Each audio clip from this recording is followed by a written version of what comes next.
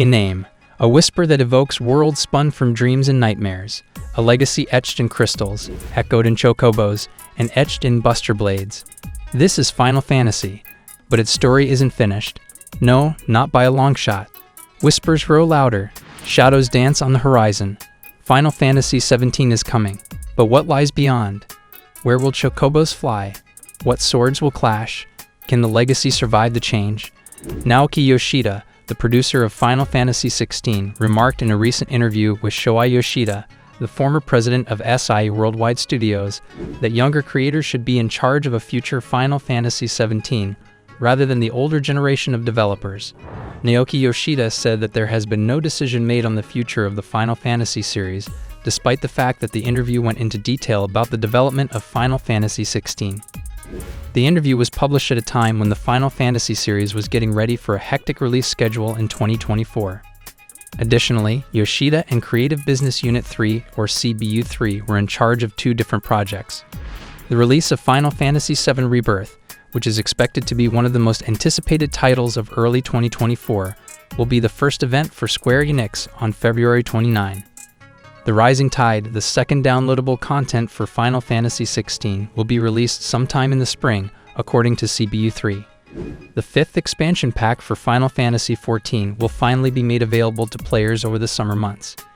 It is called Dawn Trail, in light of the fact that neither Dawn Trail nor The Rising Tide had definite release dates at the time this article was written. Fans are required to wait for more information.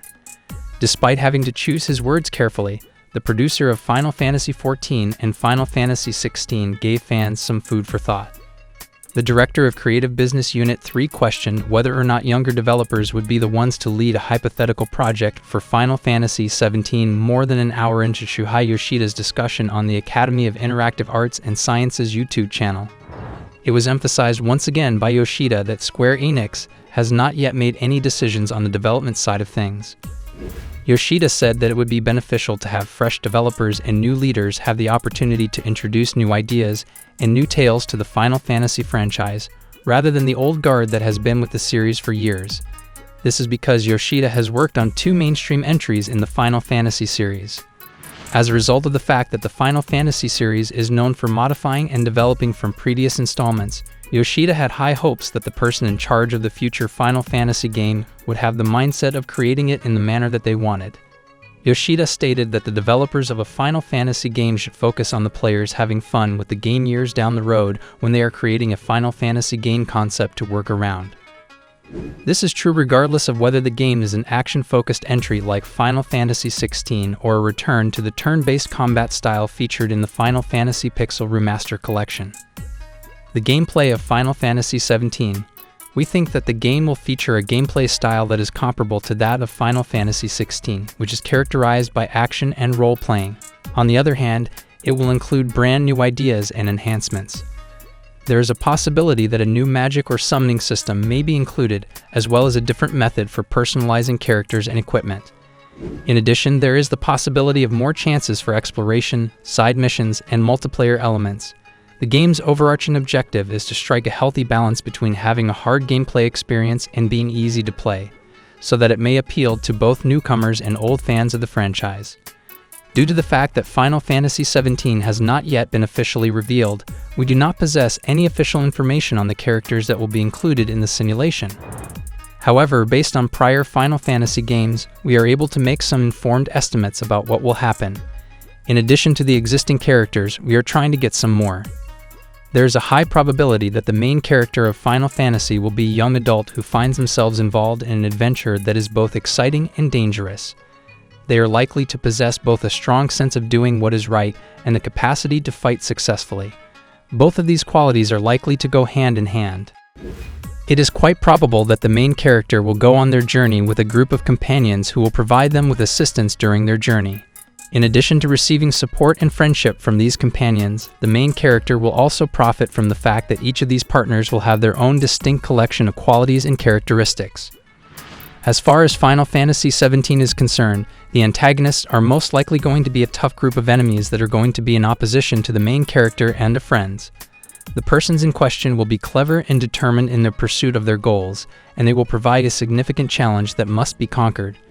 In addition to the prominent characters, it is quite probable that Final Fantasy XVII will have a broad range of various kinds of characters. In the course of the discussion, the main character will interact with the residents of the town, who will share information and provide quests to the other characters. Additionally, there will be a wide range of enemies ranging from basic animals to strong monsters, and the level of difficulty will change from one adversary to the next. There is a possibility that heavenly beings such as gods, angels, and devils may play a role in the storyline or gameplay of this Final Fantasy game, much as they did in the previous games in the series. Furthermore, there is a potential that some characters from previous games, such as Noctis, Lucis, Calum, and Lightning, will be returning. Additionally, there is a possibility that new characters with unique fighting powers will be added. Both of these possibilities are possible. Please bear in mind that these predictions have not been validated and may not correlate to the actual characters that appear in the game. It is essential that you preserve this understanding. On the other hand, they are drawn from the patterns that we have seen in more recent Final Fantasy games. It is important to note that these patterns. The story continues from the point where Final Fantasy XVI left off, beginning from that point forth. A young guy named Clive makes the decision to return to the location where he was born after being subjected to a gruesome assault at the hands of a nation that constitutes a foe. In response to the abduction of his brother Joshua, Clive sets out on a mission to retrieve Joshua and develop a strategy to fight the plan that the opponent has prepared. During the course of his journey, Clive strikes up relationships with a number of different friends and establishes alliances with them. One of them is Jill, who is a skilled archer who has feelings for Clive. Other characters include Zephyr, a cynical mercenary, Freya, a brave warrior, and Vivi, a youthful wizard. Together, they go on a voyage throughout the continent, during which they come across foes and acquire information about the history of their planet as well as its capabilities. During this process, they come to the realization that Clive is destined to bring about peace and restore harmony. And they also discover a malevolent entity that is responsible for the operations of the opponent. The tale reaches its climax with a final encounter between Clive and the leader of the enemy, in which Clive emerges victorious and rescues his brother. This confrontation is the focal point of the narrative. In addition to this, they come face to face with a crystal that has fallen and is known as Zodiark. Zodiark is highly dangerous and threatens to destroy everything. In order to defeat Zodiark and restore peace to the world, they are able to accomplish it with the support of their companions and the powerful beings that are referred to as Eidolons. In the joyful finale of the tale, Clive is reunited with his brother and friends, and the planet that they inhabit on is blessed with lots of light. Additionally, Clive shows his devotion for Jill by tenderly kissing her, and the two of them have a passionate embrace. As we eagerly await official announcements and updates from Square Enix, we'd love to hear your thoughts and speculations in the comments below. What are your hopes and expectations for Final Fantasy XVII? What features or elements would you love to see in the upcoming game? If you enjoyed this deep dive into the realm of Final Fantasy, don't forget to give this video a thumbs up, subscribe for more gaming content, and ring that notification bell to stay updated on all things Final Fantasy and beyond.